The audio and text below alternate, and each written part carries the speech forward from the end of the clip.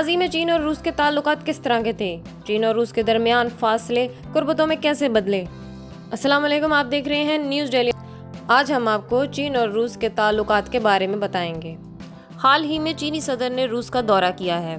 اس دورے کے موقع پر روسی صدر ولادیمیر پوٹن نے یوکرین تنازع پر مذاکرات کے بارے میں چین کے اقدام کا خیر مقدم کرتے ہوئے کہا ہے کہ چین اور روس کے تعلقات اعلیٰ ترین مقام پر ہیں۔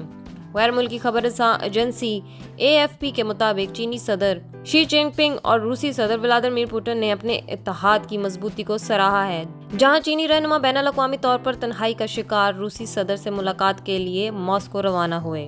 چینی صدر شی جن پنگ نے اپنے دورے کو دوستی، تعاون اور امن کا سفر قرار دیا ہے۔ اس حوالے سے اگر ہم دونوں ممالک کے تعلقات کا تاریخی جائزہ لیں تو 1950 میں چین اور سوویت یونین کے درمیان ماؤ اور اسٹالن میں دوستی، اتحاد اور باہمی تعاون کے معاہدے پر دستخط کرنے کے 73 سال بعد شی جن پنگ اور ولادیمیر پوٹن نے دنیا کے سامنے دونوں ممالک کے درمیان بے مثال دوستی کا مظاہرہ کیا۔ لیکن دونوں ممالک نظریاتی اختلافات، دوریاں، مفاہمت اور مسلح تصادم کا طویل سفر طے کر کے یہاں تک پہنچے ہیں۔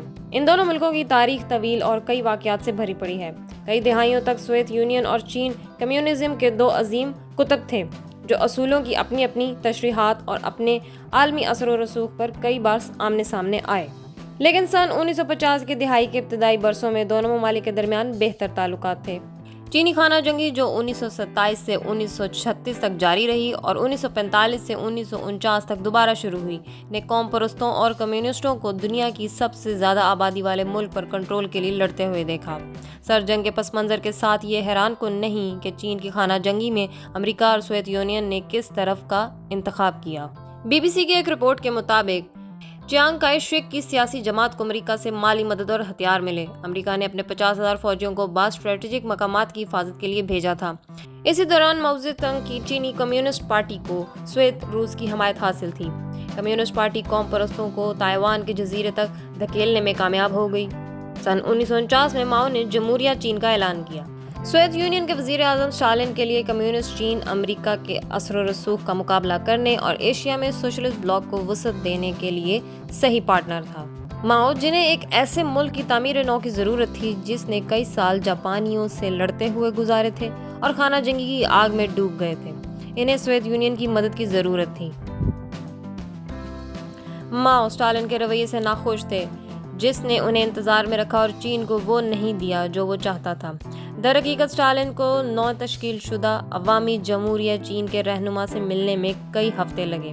انہوں نے ماؤ کو ماسکو کے مضافات میں ایک گیسٹ ہاؤس میں ٹھہرایا۔ اس دوران ماؤ کی تحریک پر بھی کچھ پابندیاں لگیں۔ سوویت یونین اس وقت ایک طاقتور ملک تھا اور چین کو غلام ملک کے طور پر دیکھتا تھا، جو اس طرح کے ذلت آمیز سلوک کو برداشت نہیں کر سکتا تھا۔ تاہم چند ہفتوں بعد دونوں رہنماؤں نے چین سوویت یونین دوستی، اتحاد اور باہمی مدد پر دستخط کیے، جس سے چین کو انتہائی ضروری حمایت حاصل ہوئی، جس نے چین کو مغربی ممالک کی پابندیوں کو شکست دینے میں مدد کی۔ ماسکو ایک ایسی عظیم طاقت اور ماڈل تھا جس سے ماؤ زیدونگ سیکھنا چاہتے تھے۔ اس کی جھلک اس وقت کے ان کے پروپیگنڈے میں بھی تھی۔ ان برسوں میں بار بار دہرائے جانے والا ایک نعرہ تھا کہ آج کا سوویت یونین ہمارے کل کی طرح ہے۔ اس وقت ماسکو نے چین کو فوجی اور مالی امداد دی تھی، طلباء کو اسکالرشپ دی اور تکنیکی سامان بھی فراہم کیا۔ اس کے علاوہ انہوں نے ہزاروں انجینئرز کو چین بھیجا، جنہوں نے ملک میں صنعتی نیٹ ورک بنانے میں بہت مدد کی۔ لیکن سن 1958 کے بعد دونوں ممالک کے تعلقات میں تلخی آنے لگی۔ باہمی عدم اعتماد نے دونوں ممالک کے درمیان سرحد پر کئی جھڑپوں کو جنم دیا اور 1969 میں یہ جھڑپیں دونوں ممالک کے درمیان سب سے بڑے مسلح تصادم پر ختم ہوئیں۔ یہ تصادم زن باؤ جزیرے کے ایک چھوٹے سے دریا پر ہوا، جس کی سرحد دونوں ممالک سے ملتی ہے۔ چینی فوجیوں نے سوویت یونین پر حملہ کرنے کی کوئی واضح وجہ نہیں بتائی۔ سوویت یونین کو اس حملے کی توقع نہیں تھی اور نہ ہی اس نے سوچا تھا کہ اسی سال اگست کے مہینے تک ملک کے دوسرے کنارے یعنی شنگچانگ کی سرحد کے ساتھ ایک نیا تنازع کھڑا ہو جائے گا۔ اس کے بعد چین کی ذہنیت میں تبدیلی آئی۔ چین نے تیسرے محاذ کی پالیسی شروع کی، جس میں امریکہ کے ساتھ ساتھ سوویت یونین کے جوہری حملے کے خلاف اپنا دفاع کرنا شامل تھا۔ لیکن یہ حکمت عملی زیادہ دیر نہیں چل سکی۔ چین نے محسوس کیا کہ بیک وقت دو سپر پاورز سے نمٹنا ناممکن ہے۔